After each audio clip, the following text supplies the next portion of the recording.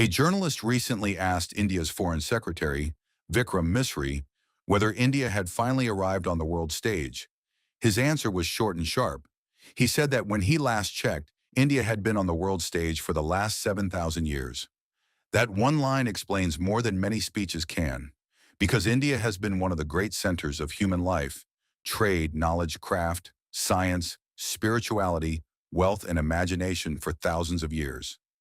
Long before many modern powers existed, India was already building cities, shaping ideas, preserving knowledge, and giving the world things that became part of everyday life. And if one goes even deeper, geological studies have suggested that the Singhbhum region of present-day Jharkhand in India may have been among the earliest continental landmasses to rise above the ocean more than 3 billion years ago. In simple words, a part of what is now India may have been among the earliest places where the earth itself first began to show land above water. That does not mean every human invention began here. The point is that Bharat's story is not small, recent, or borrowed. This land has carried memory at a scale that few places on earth can match. It has carried geological memory, civilizational memory, cultural memory, and intellectual memory. When people say India is rising today, they often forget that India is not only rising, India is also returning to a place it has occupied many times in history, which is the center of global attention. But there is another problem. The world has often used Indian things without acknowledging India.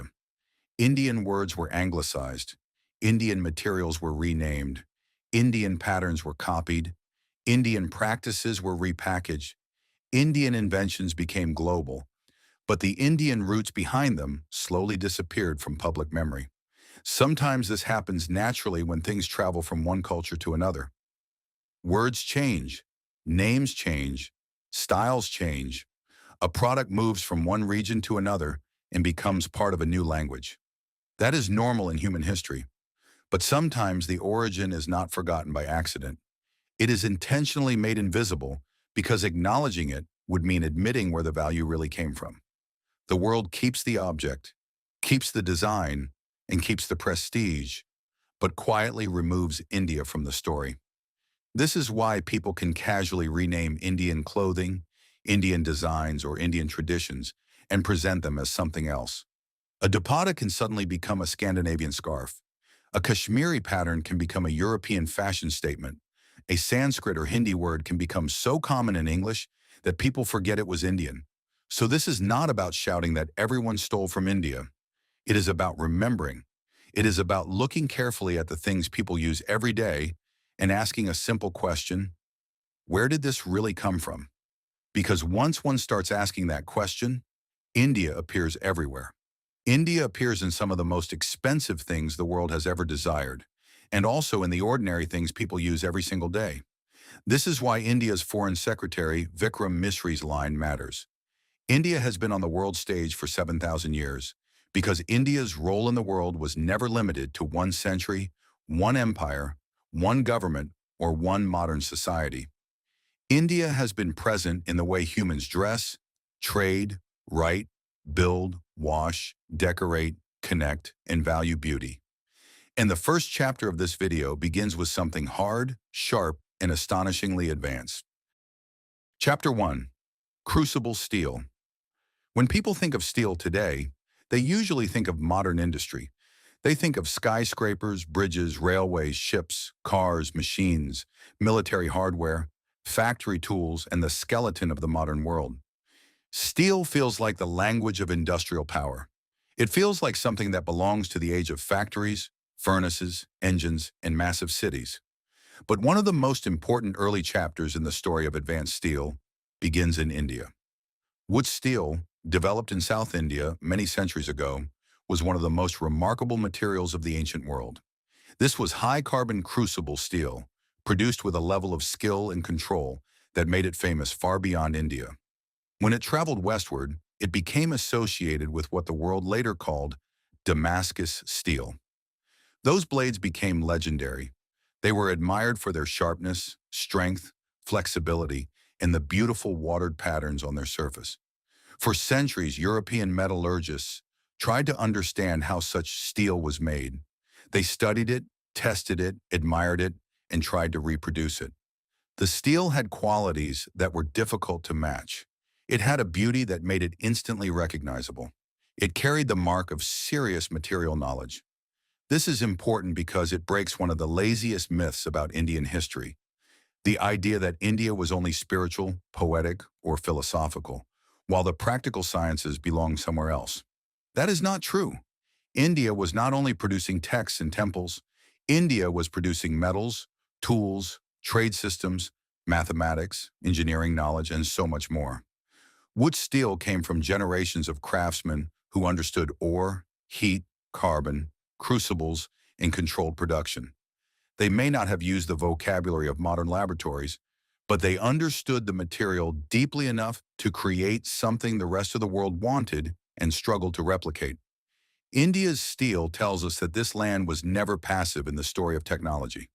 It was active, skilled, and ahead of its time. Long before the modern steel industry became a symbol of national power, Indian metallurgists had already created a material that traveled across continents. Chapter 2. USB. The USB cable is so ordinary that people barely notice it anymore. It sits beside laptops, chargers, keyboards, cameras, hard drives, speakers, phones, and countless other devices. It is plugged in and pulled out every day by billions of people across the world. It is one of those inventions that became so normal that its success made it almost invisible. But before USB, connecting a device to a computer was often irritating and complicated. Different devices needed different ports. Computers were becoming powerful, but the experience of using them was still not as simple as it needed to be. Then came the Universal Serial Bus.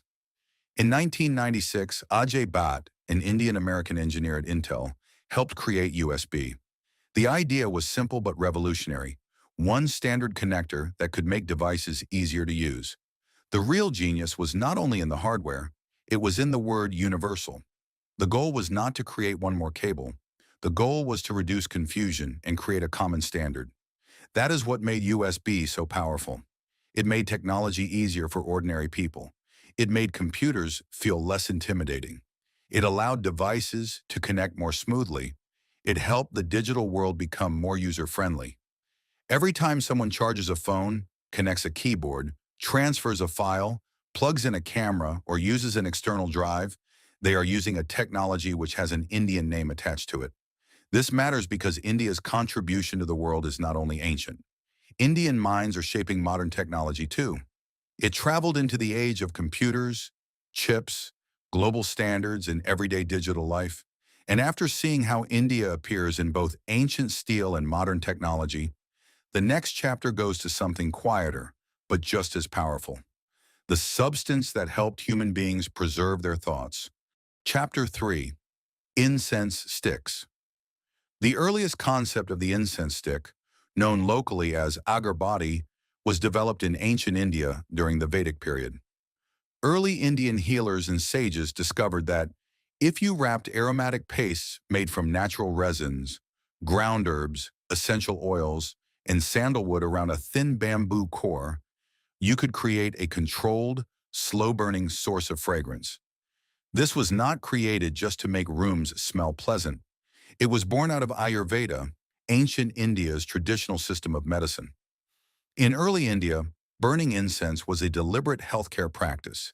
Healers used specific herbal blends to purify the air, treat respiratory issues, and calm anxious minds. They understood that smell has a direct pathway to human emotion and focus. It became an essential tool for meditation and spiritual gatherings, helping people slow down their breathing and quiet their thoughts. This invention shows a unique side of Indian innovation: the ability to turn the natural environment into a sensory science. Ancient Indians did not just look at a forest and see wood. They looked at the bark, the roots, the leaves, and the flowers, and figured out the exact chemistry needed to capture their essence in a burning stick. When you light an incense stick today, you are not just burning perfume, you are participating in an ancient psychological and medical tradition. Chapter 4. Buttons. A button is one of the smallest useful objects in daily life. It is cheap, simple, practical, and everywhere. Because it is so ordinary, people rarely think of it as an invention. But it is. Some of the oldest known buttons were found at Indus Valley civilization sites. These early buttons were made from seashells and shaped as ornamental fasteners. They date back to around 2600 BCE, which means that people in the Indus Valley were using button-like objects more than 4,000 years ago. This is a wonderful example of how Indian innovation often worked. It was practical, elegant, and deeply connected to everyday life. A button may not look as grand as a palace or as dramatic as a weapon, but civilization is not built only by grand objects. It is built by small improvements that make daily life easier, more organized, and more refined. The button is one such improvement. It tells us that the people of the Indus Valley were not only building cities, drains, weights, and trade networks, they were also thinking about dress, design, personal appearance, craft, and function. They had the patience to shape small objects. They had the eye to make them decorative. They had the practical mind to use them as fasteners. This is how one should look at Indian history, not only from the top, through kings and empires, but from the ground, through the lives of artisans, traders, weavers, farmers, scribes, and craftsmen. These were the people who built civilization in daily life. A button does not need to announce itself. It simply does its job. It holds things together. In that sense, it reflects a very Indian kind of intelligence, quiet, useful, and enduring. The world can admire giant inventions, and it should, but it should also remember that daily life is held together by small inventions. A button on a modern shirt may look ordinary, but its story reaches back to ancient India. Chapter 5. Cotton. If there is one fabric that belongs to everyday humanity, it is cotton. Cotton is worn by the rich and the poor. It appears in shirts, kurtas, saris, jeans, bedsheets, towels, uniforms, medical supplies, baby clothes, and countless other products. It is soft, breathable, practical, and deeply connected to ordinary life. And India was one of the earliest homes of cotton. Cotton was domesticated in the Indus Valley around 5000 to 4000 BCE. The people of this region were cultivating, spinning, and weaving cotton before many other parts of the world had even encountered it. When Greek soldiers came to India with Alexander and saw cotton, they famously described it as wool that grows on trees. That description shows how surprising cotton was to outsiders. For them, wool came from animals. In India, people had already learned how to grow a plant, harvest its fiber, spin it into thread, weave it into cloth, and turn it into one of the most useful materials in human history. This was not a small achievement. Cotton changed how people dressed. It made clothing more comfortable in warm climates. It supported trade. It created textile industries. It traveled across continents. It became one of the most important materials in the history of global commerce. India became central to that story. For centuries, Indian cotton textiles were desired across the world. Indian weavers produced fabrics that were fine, colorful, durable, and beautiful. These textiles traveled to Europe, Africa, the Middle East, and Southeast Asia. They shaped fashion, trade routes, colonial ambitions, and the global economy. One reason European powers became obsessed with India was textiles. Indian cloth was not a small local product. It was a global force. The British did not come to India because India was poor and empty. They came because India was rich, skilled, productive, and commercially powerful. That is the painful side of the story. India gave the world cotton mastery, but colonialism damaged Indian textile power. Indian weavers suffered. Indian industries were weakened.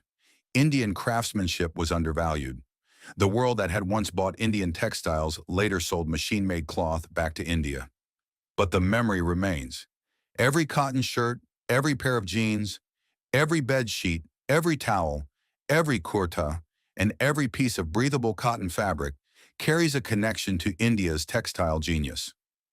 Even today, pure cotton remains valuable.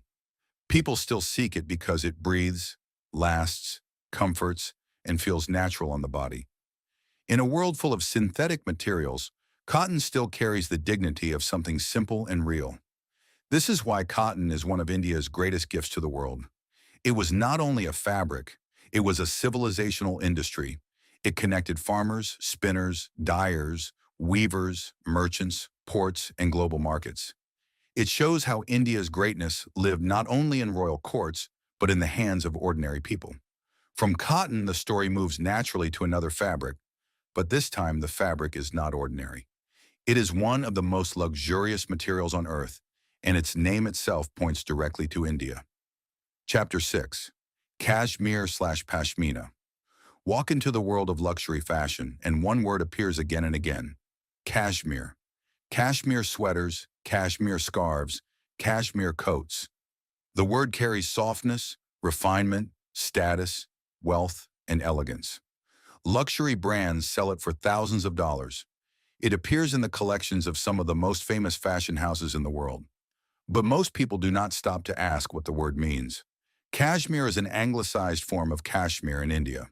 The material was historically named after the Kashmir region, where this precious fiber and the shawl-making tradition became globally famous. Kashmir was not a side note in the story. Kashmir gave the material its name, its reputation, and its aura. The world's biggest luxury names have built enormous value on a material whose identity is tied to an Indian place. Loro Piana, Brunello Cucinelli, Hermes, Zegna, and many others sell cashmere as a symbol of elite taste. A single cashmere sweater from a top luxury brand can cost thousands of dollars. In the modern world, cashmere has become the language of quiet wealth. But long before European luxury brands packaged it for global consumers, cashmere had already made this material legendary. Kashmiri shawls were once among the most prized luxury objects in the world. At the end of the 18th century, some Kashmiri shawls were so expensive that they could cost more than a horse carriage. Queens and empresses wore them. Napoleon brought them back for Empress Josephine. European elites desired them because they were warm, soft, light, and beautifully made. Then came another layer of memory loss. The paisley pattern, made famous by Scotland, was inspired by traditional Kashmiri textile designs. Over time, the pattern became associated with European fashion, while the Kashmiri origin faded from popular memory. This is how Indian heritage often travels. First, the world takes the material, then it takes the design, then it takes the word. Then the origin becomes faint, and after a few generations, people forget where the story began. That is why it must be said clearly. Kashmir is Kashmir. Pashmina is not just luxury, it is heritage. It is the work of artisans, mountains, goats, climate, skill, patience, and tradition. It belongs to a long Indian story of textile excellence. There is also a larger point here. When the same fabric is sold by a European luxury house, the world calls it refined. When the same tradition is seen in its original Indian context, people sometimes reduce it to ethnic craft. That difference reveals how branding can change the way people value the same thing. Indian heritage should not need foreign packaging to become respectable. The softness of Pashmina, the beauty of Kashmiri design, and the history of Kashmir all show that India's contribution to luxury is not new.